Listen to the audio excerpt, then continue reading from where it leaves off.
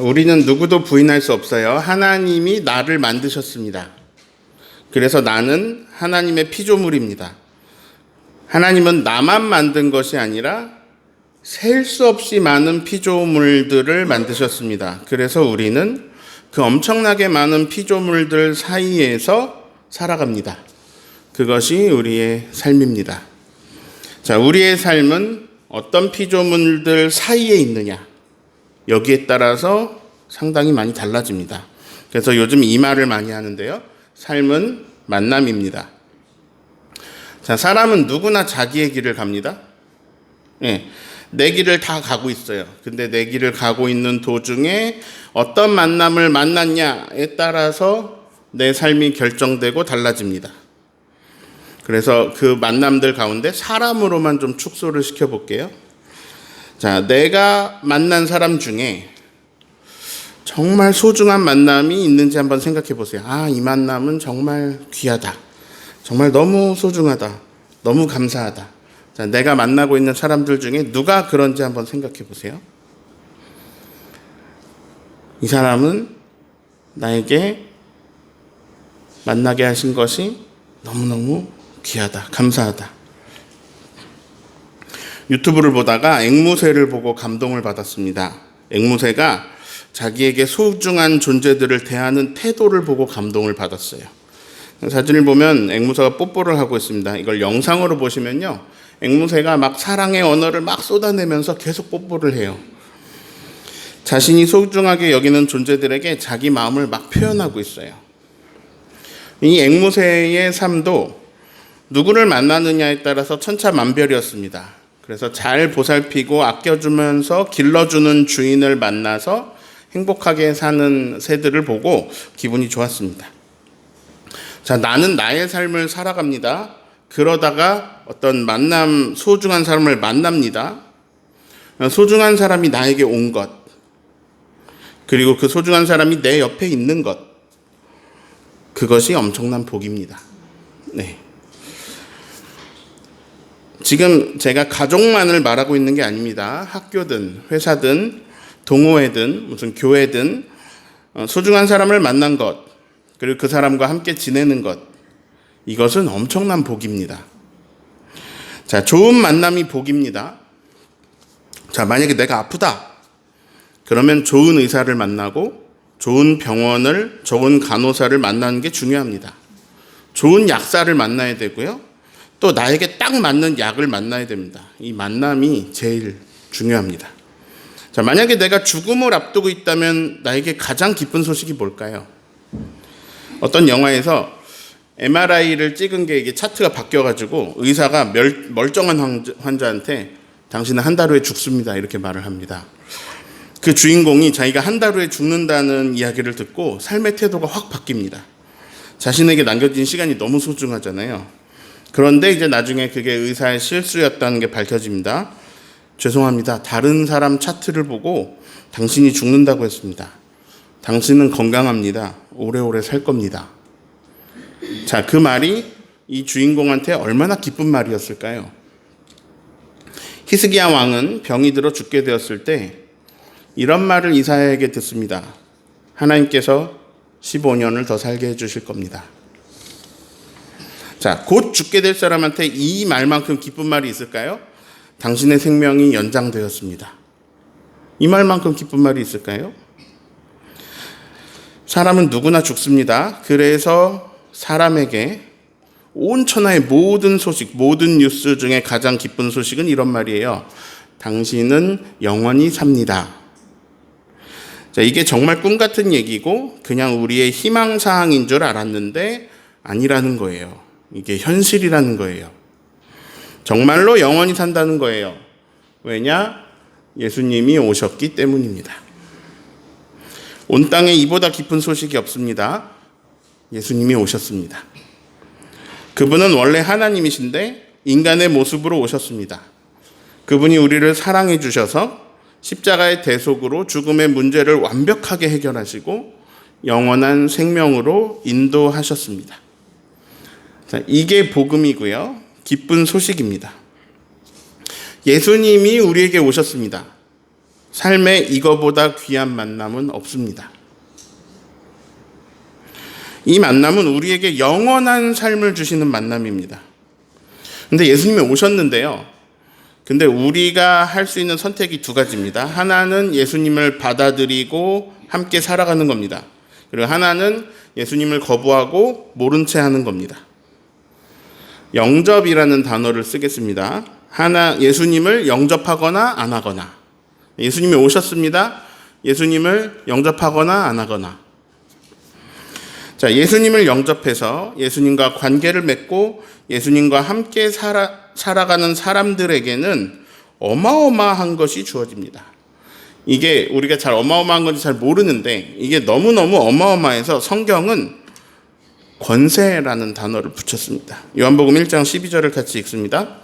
영접하는 자, 곧 그 이름을 믿는 자들에게는 하나님의 자녀가 되는 권세를 주셨습니다.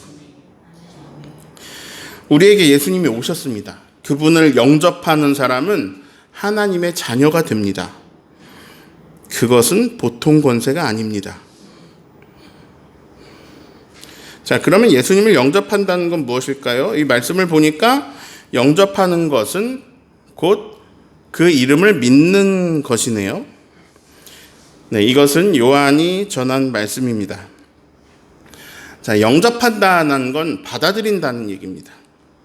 우리 집에 어떤 귀한 분이 오셨다고 해볼게요. 어서 오세요. 잘 오셨어요. 여기 앉으세요. 우리 집에서 제일 좋은 음식을 드릴게요.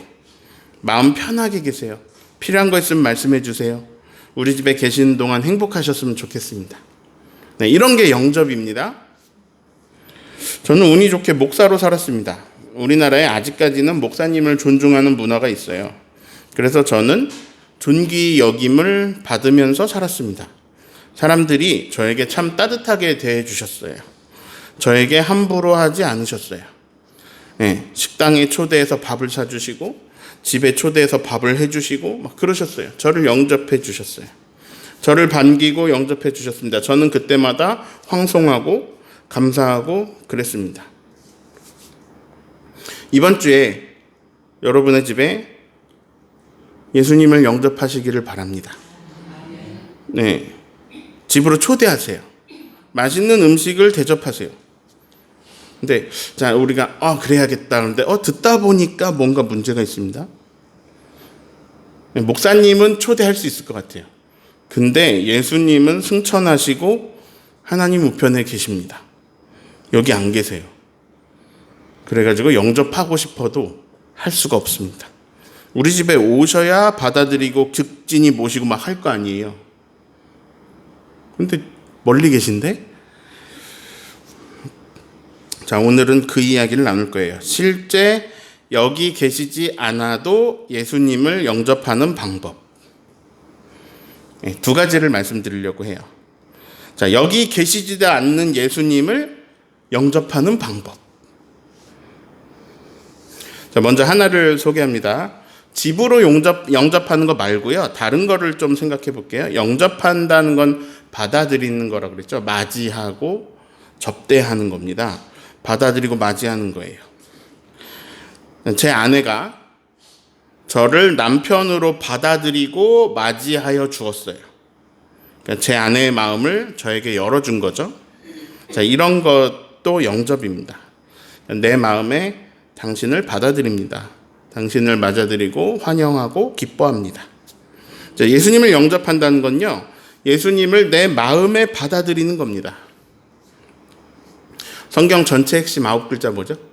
하나님이 주인이시다. 하나님이 주인이신데요, 예수님은 인간이 되셔서 우리에게 오신 하나님이에요. 자, 그러면 예수님이 주인이시다. 이렇게 되겠죠. 예수님을 영접한다는 건요, 주권이 바뀌는 일입니다. 나 예수님 믿을게요. 이 정도가 아니고 예수님을 영접한다는 건 주권이 바뀌는 일이에요. 예수님이 내 삶의 주인이 되시고 나는 그분의 안내를 따르겠습니다라는 거예요. 그분의 인도대로, 그분의 이끄심대로 따라가겠습니다. 제가 그렇게 따라가겠습니다. 하고 결단하는 것을 교회에서는 예수님을 영접한다라고 말합니다. 자, 자, 이렇게 예수님을 영접하는 사람들이 많아진다면 세상은 아름다워질 겁니다. 왜냐하면 그분에게 주권을 드리고 그분의 이끄심대로 살다 보면 서로 사랑하는 것을 선택하게 될 거고요. 서로 사랑하면서 살아가는 세상을 만들어 갈 테니까요. 그렇게 예수님을 영접하고 그 이름을 믿는 사람들은 하나님의 자녀가 되어서 하나님의 자녀라는 그 권세로 살아갑니다. 그런데요, 현실을 보면 문제가 있습니다. 예수님의 마음에 영접하는 것은 주인이 바뀌는 거라고 했는데요. 예수님을 주인으로 내 삶에 초대하는 건데요. 실질적으로요, 주권이 바뀌지 않는다는 데 문제가 있습니다. 예. 기도는 그렇게 했어요. 저의 주인이 되어주시길 바랍니다. 근데 여전히 내가 주인이에요. 실질적으로 그래요. 내 마음은 내 예수님을 따른다기보다는 내 욕심을 따르게 됩니다. 예, 누구나 그래요. 자, 이거는 예수님을 진짜로 영접해서 아예 예수님을 바로 옆에 모시고 함께 먹고 지냈던 제자들도 마찬가지였습니다. 예수님을 따르고 있었거든요, 실제로. 하지만 실질적으로는 그 제자들도 자기 욕심을 따르고 있었습니다. 이들이 보기에는요, 예수님 따르는 게 수지 맞은 장사였습니다. 예수님이 높은 분이 될 것 같아요. 그럼 자기들도 따라서 높은 사람이 될 것 같거든요. 그러니까 자기 욕심에 충실하려면 예수님 따라다녀야 되는 거예요. 자, 오늘 말씀에서 예수님이 제자들에게 물어보십니다. 아까 길에서 토론한 게 뭐니? 이렇게 물어봤어요. 제자들이 말을 못합니다. 그 이유를 볼게요. 34절을 읽습니다. 그들이 잠잠하니 이는 길에서 서로 누가 크냐 하고 증론하였습니다. 누가 크냐? 제자들의 관심사는 다 서로 똑같습니다. 근데요, 이거는 제자들의 관심사이자 전 인류의 관심사예요. 이거는 누가 크냐? 누가 더 잘난 사람이냐? 누가 더 큰 사람이냐? 누가 더 우월하냐? 제자들은 내가 잘 되기 위해서, 내가 큰 사람 되기 위해서 예수님을 따라다닌 겁니다. 근데 이거는요, 지금도 마찬가지입니다. 우리는 예수님 믿으면 하나님이 나한테 복을 줘서 내 삶에 뭐가 잘 될 거라고 생각하고 믿는 거예요. 내가 뭔가 더 좋아질 거야, 더 우월해질 거야, 더 잘 될 거야, 더 커질 거야. 근데 여기서 또 재밌는 게 있어요.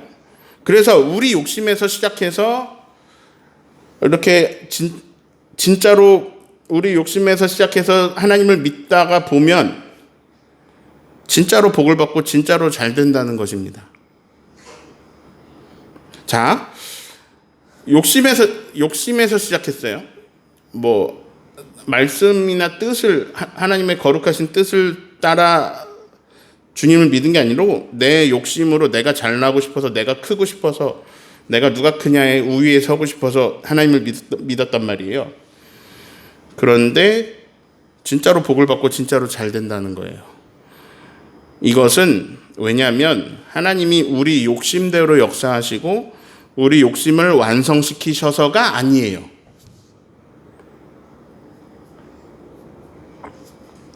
그냥 하나님이 우리를 사랑하시기 때문입니다. 하나님은 우리 욕심대로 일하시지 않으십니다. 하나님은 우리 욕심을 채워주는 분이 아니에요. 그런데 하나님 보시기에 복받고 좋은 길로 인도하세요. 왜냐하면 하나님이 우리를 사랑하시기 때문입니다. 그러니까 사랑을 받는 거예요. 자, 피조물의 생명은 한계가 있습니다. 유한한 생명을 가진 우리에게 가장 복된 게 뭘까요? 이거예요. 너를 영원히 살게 해주겠다 라는 약속이에요. 예수님은 우리에게 실질적으로 영원한 생명을 주십니다. 이것은 종교가 어떤 사람의 욕구를 이용해서 헛된 희망을 가지게 하는 게 아닙니다. 실제로 영원히 살게 해주시는 거예요. 제일 좋은 거 주시는 거예요. 정말 말도 안 되는 걸 주시는 거예요. 근데 이유가 굉장히 심플해요. 우리를 사랑하셔서. 그래서 우리에게 제일 좋은 걸 주고 싶어 하십니다. 우리가 영생을 얻는 이유는 우리가 뭐 잘 믿어서도 아니고요. 우리가 사랑받고 있다는 거예요. 자, 그래서 우리는요, 권세를 가지고 살게 됩니다. 별것도 아닌 내가 갑자기 하나님의 자녀로 살고 있는 거예요. 우리는 하나님의 자녀입니다. 그리고 이것은 권세입니다. 자, 권면합니다. 삶은 만남이에요. 가장 중요한 만남이 예수님과의 만남입니다. 근데요, 예수님이 우리에게 오셨습니다. 우리를 만나 주시려고요. 그분을 받아들이세요. 그분을 마음에 받아들이시고 그 삶에, 우리의 삶에 그분을 맞이하세요. 예수님을 영접하시기 바랍니다. 자, 제가 예수님을 영접하는 방법을 한 가지 말씀드렸습니다. 내 마음에, 내 삶에 초대하고 그분이 내 주인이 되어주시기를 부탁드리는 거예요. 근데 이거는요, 뭐라 그럴까요? 야매예요. 이건 예수님이 가르쳐 주신 방법이 아닙니다. 이거는요, 교회에서 알려준 방법이지 예수님이 가르쳐 주신 방법이 아니에요. 예수님은 더 실질적인 방법을 알려주셨습니다. 자, 예수님이 알려주신 대로 하면요, 정말로 여기 계시지 않은 예수님을 영접할 수 있습니다. 심지어 우리 집으로 이번 주에 초대할 수도 있습니다. 초대해서 영접할 수도 있습니다. 36절 읽습니다. 어린아이 하나를 데려다가 그들 가운데 세우시고 안으시며 제자들에게 이르시되. 자, 이 아이는 남자일까요, 여자일까요? 이 아이는 몇 살쯤 되는 아이일까요? 3살일까요? 5살일까요? 7살일까요? 네, 그런 거 아무도 중요하지 않아요. 하나도 중요하지 않아요. 자, 남자냐 여자냐 몇 살이냐 중요하지 않아요. 왜냐하면 남자든 여자든 몇 살이든 그 아이는 그들에게 무시당하는 아이였습니다. 자, 성경은 그 시대의 눈으로 읽어야 돼요. 지금의 눈으로 읽는 게 아니에요. 그 시대의 눈으로 읽어야 돼요. 그 당시에 아이는 인권이 없었습니다. 사람으로 안 쳐주는 거예요. 사람으로 잘 생각 안 해요. 그냥 누구나 무시하는 존재입니다. 지금은 아이가 제일 귀하고 제일 소중하고 또 우리나라 나이 안 낳으니까 더 소중해지죠. 지금 우리 정서에서 이야기하는 게 아니에요. 정말 아무도 신경 안 쓰는, 다 무시하는 그런 어린아이. 심지어 어느 지역에서는 그냥 돈으로 사고 팔고, 돈 몇 푼에 사고 팔고 하는 그런 인권이 없는, 힘없는 존재입니다. 예수님은 아이를 그들 가운데 세우십니다. 그리고 그 아이를 껴안으셨습니다. 그리고 누가 크냐에만 막 관심이 있는 제자들에게 말씀하십니다. 37절을 읽습니다. 누구든지 내 이름으로 이런 어린아이 하나를 영접하면 곧 나를 영접하며 누구든지 나를 영접하면 나를 영접함이 아니요 나를 보내신 이를 영접함이니라. 예수님은 영접하는 방법을 아주 확실하게 말씀하십니다. 조금도 헷갈리지 않게 아주 분명하게 말씀하십니다. 이런 어린아이 하나를 영접하면 그게 나를 영접하는 것이다. 심지어 그것은 나를 보내신 하나님을 영접하는 것이다. 자, 사람을 영접했습니다. 근데 예수님을 영접했다 그러고 하나님을 영접했다고 하십니다. 자, 예수님을 영접하고 하나님을 영접하는 방법을 알려주십니다. 그거는요, 어떤 사람을 영접하는 거예요. 근데 어떤 사람이냐? 여기서는 어린아이를 말씀하고 계십니다. 하지만 어린아이에만 국한되는 게 아니에요. 구약에서는 나그네, 고아, 과부를 말합니다. 자, 이것을 가장 명확하게 알려주신 말씀은 마태복음 25장의 양과 염소의 비유입니다. 양을 오른쪽에, 의인들을 오른편에 있으라고 말씀하십니다. 마태복음 25장 34절 읽어볼까요? 그때에 임금이 그 오른편에 있는 자들에게 이르시되 내 아버지께 복받을 자들이여 나와 창세로부터 너희를 위하여 예비된 나라를 상속받으라. 온 세상이 창조될 때부터 이미 너희를 위하여 예비된 그 나라를 상속받아라. 자, 상속이란 단어는요, 너희에게 주겠다는 거예요. 주겠다. 너희의 소유다. 그 예비된 나라가 너희 것이다. 하나님 나라가 너희 것이다. 그런 사람들은 오른쪽에 앉으라는 거예요. 근데 그 오른쪽에 있는 사람들이 어떤 사람들이냐? 예수님을 영접한 사람들입니다. 35, 36절 읽습니다. 내가 줄일 때에 너희가 먹을 것을 주었고 목마를 때에 마시게 하였고 나그네 되었을 때에 영접하였고 헐벗었을 때에 옷을 입혔고 병들었을 때에 돌보았고 옥에 갇혔을 때에 와서 보았느니라. 주어가 내가예요. 예수님이 하시는 말씀이에요. 내가 이렇게 했을 때 너희가 나를 영접했다라고 하시는 거예요. 자, 어떤 사람을 영접하면 예수님을 영접하는 거랑 똑같으냐? 먹을 것이 없어서 굶주린 사람, 마실 것이 없어서 목마른 사람, 지낼 곳이 없어 나그네 된 사람, 옷이 없어서 헐벗은 사람, 건강이 없어서 병든 사람, 옥에 갇힌 사람 등등등입니다. 어린아이같이 모두에게 무시당하는 사람, 가난하고 병든 사람, 이런 사람들을 이렇게 표현하십니다. 지극히 작은 자. 40절을 읽습니다. 임금이 대답하여 이르시되 내가 진실로 너희에게 이르노니 너희가 여기 내 형제 중에 지극히 작은 자 하나에게 한 것이 곧 내게 한 것이니라 하시고, 그 지극히 작은 자, 그 한 명 영접한 것이 나에게 한 것이다. 왼편에 염소로 분류하신 사람들에게 반대의 말씀을 하십니다. 45절 읽습니다. 이에 임금이 대답하여 이르시되 내가 진실로 너희에게 이르노니 이 지극히 작은 자 하나에게 하지 아니한 것이 곧 내게 하지 아니한 것이니라 하시리니. 예수님을 영접하는 방법을 아주 명확하게 말씀하셨습니다. 지극히 작은 자를 영접했는가? 그러면 나를 영접한 것이다. 나아가 나를 보내신 하나님을 영접한 것이다.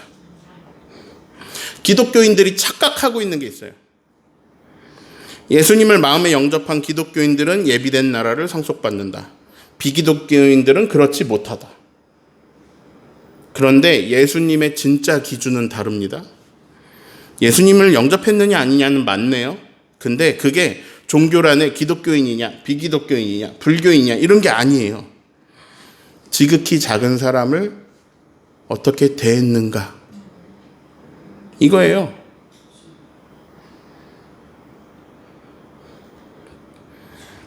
영원한 생명을 얻는 방법, 하나님 나라를 상속받는 방법을 확실하게 말씀하십니다. 지극히 작은 사람에게 예수님께 대하듯 하는 사람은 영원한 생명을 얻게 된다. 우린 따질 수 없습니다. 예수님, 제가 태어나기 2000년 전부터 승천하셨잖아요. 하나님 우편에 앉아 계셨잖아요. 저는 예수님을 대접할 기회가 없었어요. 이렇게 따질 수가 없습니다. 누가복음 15장에는 부자와 나사로 이야기가 나옵니다. 사람들은 남들보다 더 큰 사람, 남들보다 더 부유한 사람, 남들보다 어떤 면에서든 우월한 사람 되려고 하나님 믿으려고 합니다. 하지만 하나님을 믿는다는 것은요, 자기 앞에 있는 지극히 작은 자 나사로를 먹이는 일입니다.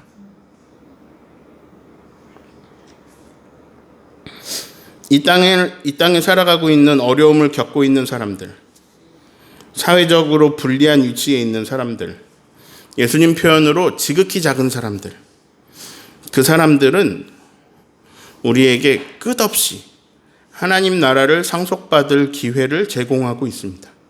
귀한 사람들이. 알고 보면요, 사람들은 다 누구나 큰 자고 누구나 작은 자예요. 누구나 큰 사람이고 누구나 지극히 작은 사람이에요. 저도 자본가이면서 노동자입니다. 저는 한 교회 담임 목사고 한 노회의 노회장이지만 이 노회 아닌 또 다른 노동 현장에 가면 그냥 임시예요. 임시일 뿐입니다. 어이 임시, 그거 빨리 가져오라니까. 참 느리네. 임시예요, 저는. 어디 가든 사람은 다 달라져요.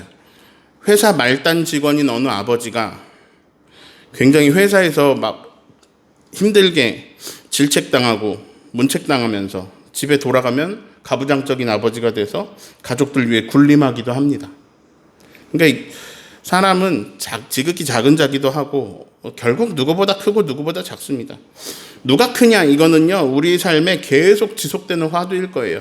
우리는 끊임없이 비교하고 경쟁하고 막 자기가 조금 우월하다고 신나다가 조금 열등한 것 같아서 막 우울해하다 맨날 그러고 살 거예요. 우리가 지지고 볶고. 근데 이거 누가 크냐 이게 우리 삶의 목적이 되면 좀 예수 믿는 사람으로 아쉽습니다. 네. 도움이 필요한 사람, 어려움에 처한 사람, 괴로움 속에 있는 사람, 무시당하고 억압당하고 있는 사람에게 주님의 눈이 향해 있어요. 그 사람을 대접해 주는 사람을 주님이 자기 자신을 대접하는 사람으로 여기시고 큰 상을 내리십니다. 그래서 우리에게는요 구원받을 기회가 많습니다. 왜냐하면 주변에 힘들어하는 사람이 많잖아요. 어린아이를 주님이 안아주셨듯이 우리가 고통 속에 있는 사람들을 안아줄 수 있기를 바랍니다.